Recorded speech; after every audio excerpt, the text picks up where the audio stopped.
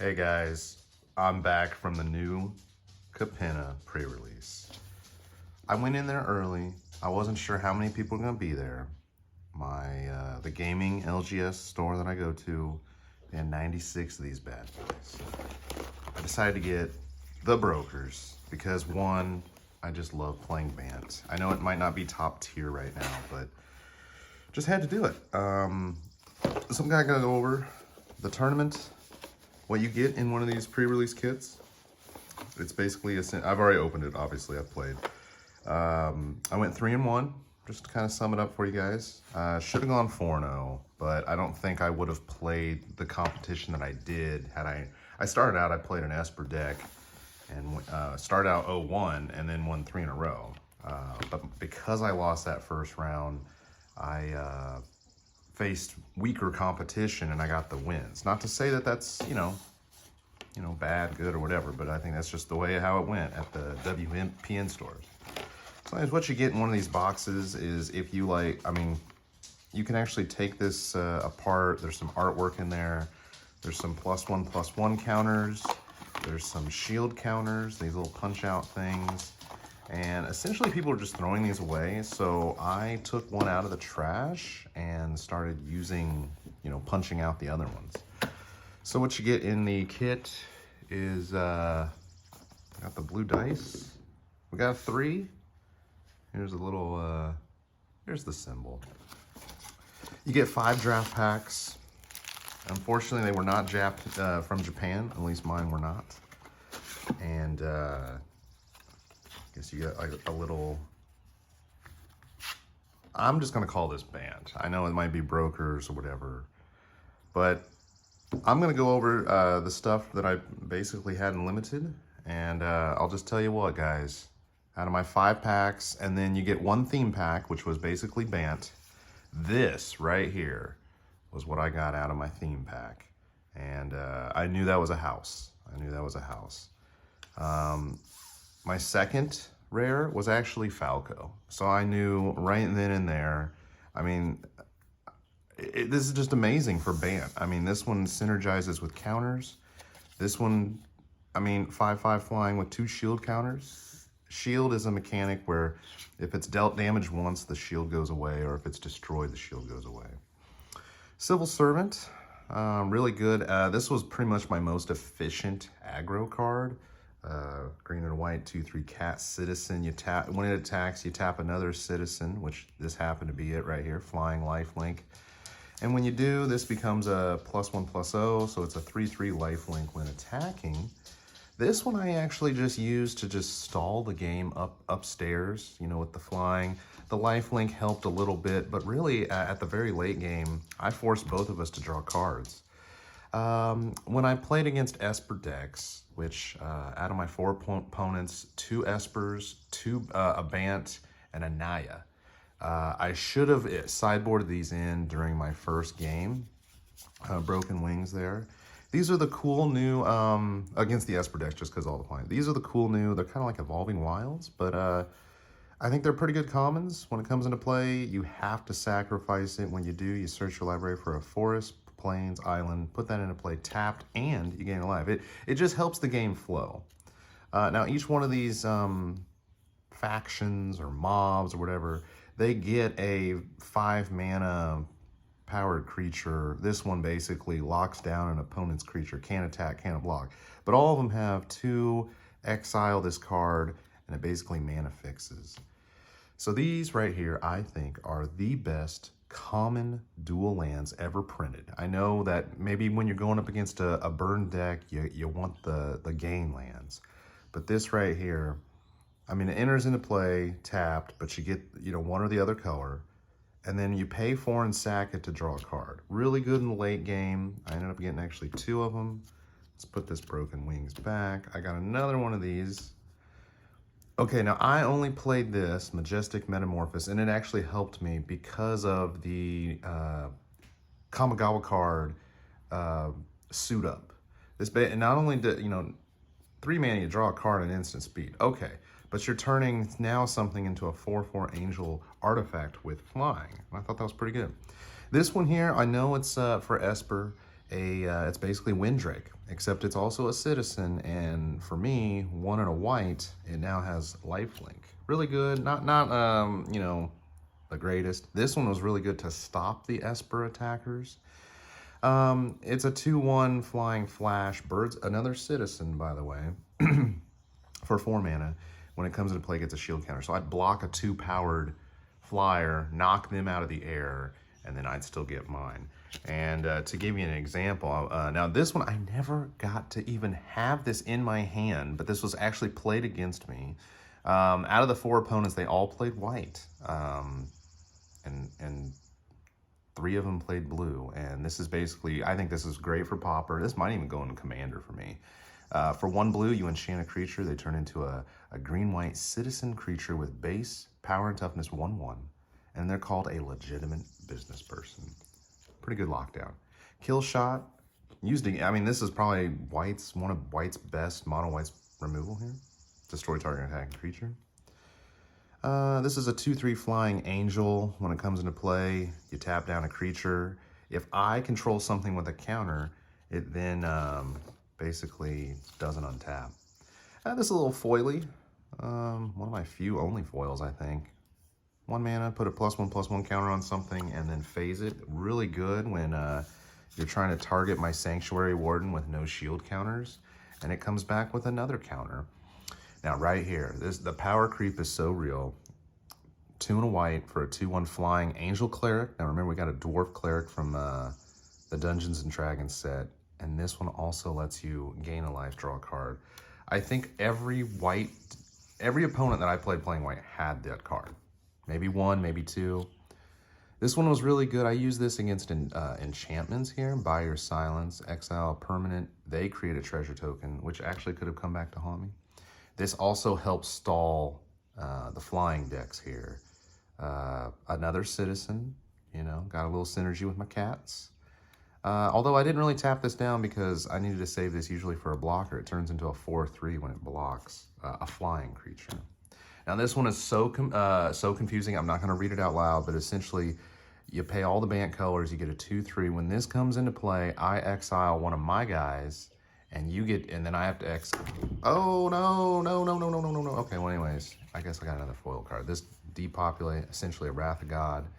And then if you have a multicolored creature, they're destroyed. I got a clone. Basically, it copies any creature on the board. If it's mine, it comes with a shield creature.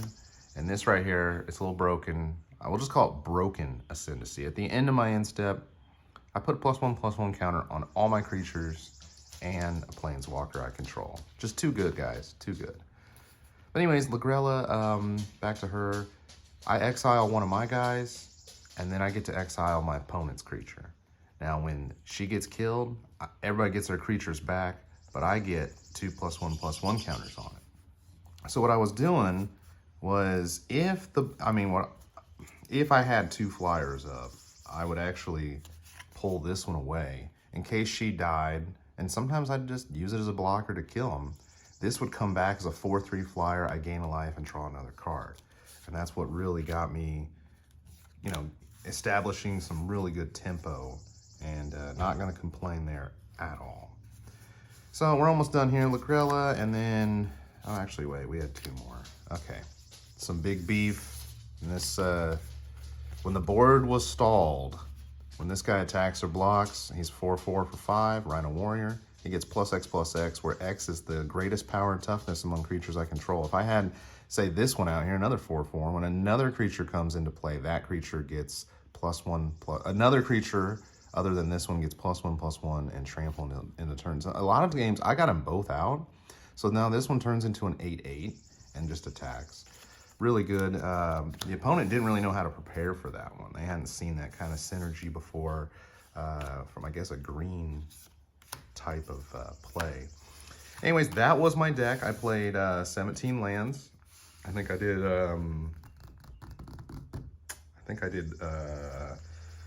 green was the least, so I think I did 6, 6, and 5. Oh, no, I had these 2 tap lands, so I think I went 5, 5, 5.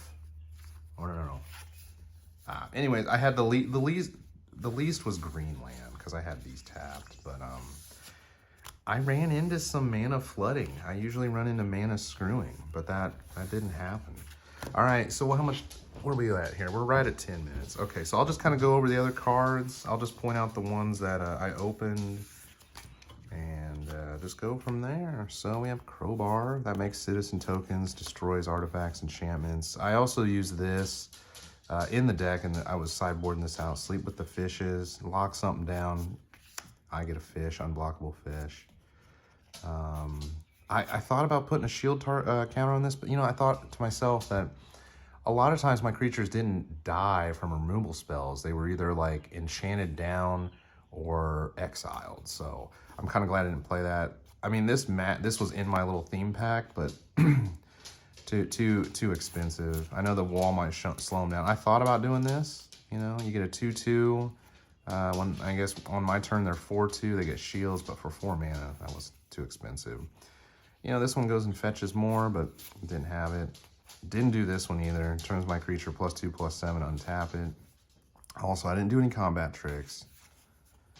These are also, I thought about playing this one, about bouncing things, but for 5 mana, I was like, eh.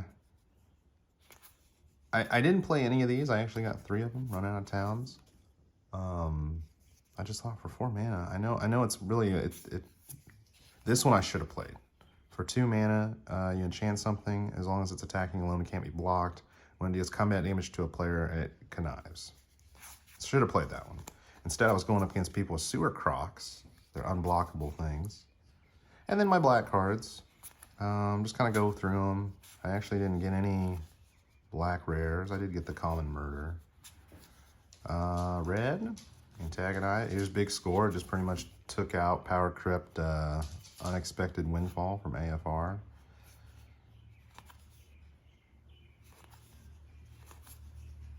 And then I got some direct damage spells. I mean, red was an option. I mean, playing red, green, and potentially black or white. I mean, I got a lot of burn, but I just didn't get a lot of creatures. This is pretty good for green. I didn't play it though. I've heard this is good, but not in my deck. Maybe for Naya. I thought about playing this right away. Just anytime a creature comes into play, I gain a life. I gained so much life from those cats attacking that it just didn't really matter. And then, I got a Crew Cap, Jetmir's Fixer. This could get out of hand quick if I had a lot of treasure. I do not know how to play Grixis very well. Mass Bandit. Got some Naya, Elf Druid Rogue, Rocco. Maestro Charm with the alternate art. By the way, here's my pre-release rare, Zeator's Envoy. Pretty good card, by the way. It's just, Jun was just not my thing.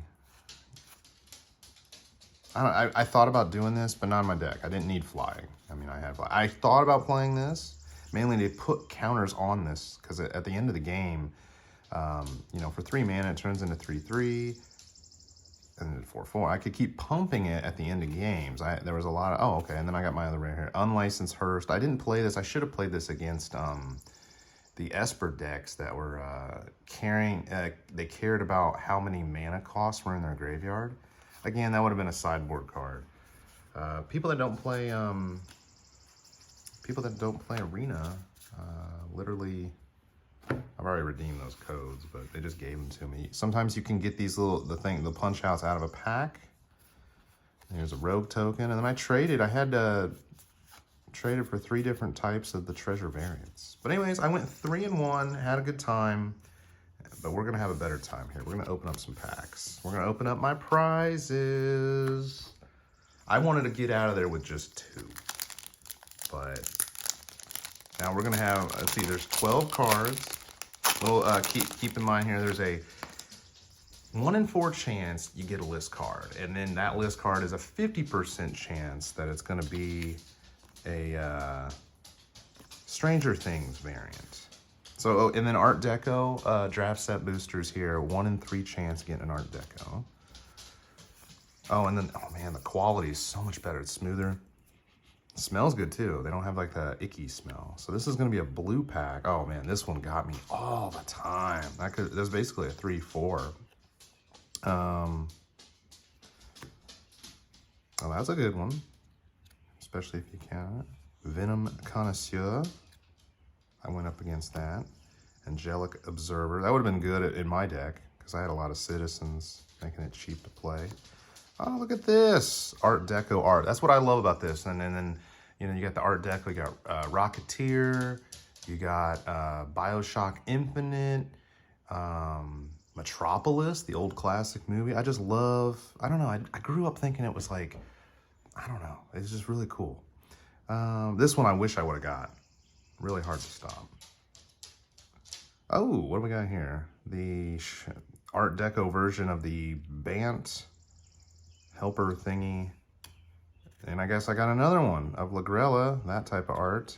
Oh my gosh, I would have loved pulling this one out of the, holy cow. Oh, and I got a treasure. Is that a new treasure? I don't, no, I got that. Oh my gosh. Okay, so we got to foil that. And then I got Elspeth, so, which is perfect for the Bant, putting counters on everything. Okay, awesome. All right, so prize one, pretty good. Obviously, Bootleggers is like the card for me. I want it just to have it. And it looks like we are getting a list card, potentially. But we'll see what it is. And then that'd be a nice hit to have this. Anytime Elspeth's around, we're going to have to get her sword, right? Shadow Spear was, okay, there's a basic. Broker's Hideout. Riveteer's Overlook. Oh my gosh. We're just getting all three of them. That's kind of cool. Involuntary Employment. I don't have any red here. Rob the Archives. Nimble Larcenist. Corpse Appraiser. Racer's Ring. That's cool. Art Deco version of the Taplands. Another. Oh, so we're getting a double Nimble Larcenist pack. Wiretapping. I went up against this and I thought it was pretty good. It's slow, but it's good. Essentially, you've drawn 2 cards. Once you have 9 or more, you can play the exiled card. I think that's a lot easier in Commander. There's my foil. Now here's the list, baby. Oh, Midnight Clock, but still, hey. Well, we got a list, I guess. That's from Eldraine. Nothing special there. I have like 2 or 3 already. Oh, by the way, there are only rares and mythics on the list. So, and it looks like we got a fish token. So that was our list for the 3. We're not getting any more lists. And what is this? Is this Skyway Robber? A regular island. Run out of town. Demon's Due. This is a black pack for sure. Murder. Another Witness Protection. Unlucky Witness. Crew Cap. Mr. Othello. Or Orfeo. When you draw a card, target opponent loses a life. You gain a life. Masked Bandits. I think the next one is, okay, Riveteer's Ascendancy. When you sack a creature, you can return target creature with lesser mana from your graveyard to the battlefield tab. Do this once a turn. Great artwork. Oh my. Is that foil? It's supposed to be foil, but, or wait, is it? I don't know. Hold on.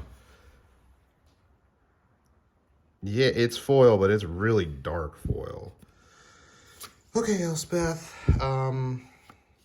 So how this happened, 2 of these 3 boosters, and I don't know which ones, were from the bottom of a box. The last 2 packs to be redeemed out of the prize packs. And then 1 was the first out of a brand new box. So, well, I got the Elspeth, I got Elspeth and Shadow Spear from, you know, what was it? Ikoria. So now I got Elspeth and Luxior, Giada's. I wish I would have got Giada, but okay. Well, that was really good. Great for my Bant. Oh my gosh, it's raining really hard here. Okay, so I'll cut this short. I'm gonna put this on YouTube now, guys. I got a set booster box coming. Remember, the release date is coming out this Friday. Catch you guys later.